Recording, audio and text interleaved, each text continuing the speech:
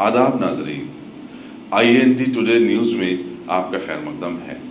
पेश है ये खास खबर खास आपके लिए। अगर आपने हमारे चैनल को सब्सक्राइब नहीं किया है तो आपको यहाँ सब्सक्राइब बटन दिख रहा है, उसे क्लिक करिए और सब्सक्राइब कीजिए और साथ ही साथ बेल आइकॉन को भी क्लिक करिएगा, जिससे कि आपको ताज़ा अपडेट मिलते रहें।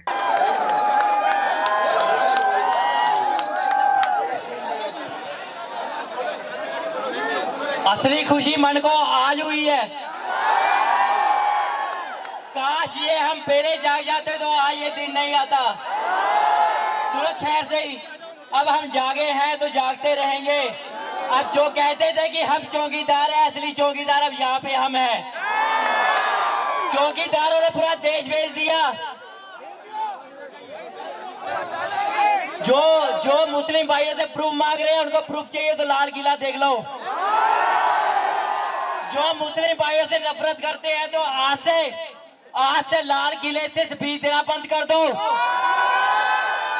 आज से ताजमहलों को प्रमोट करना बंद करो। फिर अगर इस देश का मुस्लिम ऐसे जागता रहा तो मैं चैलेंज से कहता हूं, सतपाल सिंह खालसा, हम पूरा पंजाब आज मुस्लिम भाइयों की सपोर्ट में खड़ा है, खड़ा रहेगा।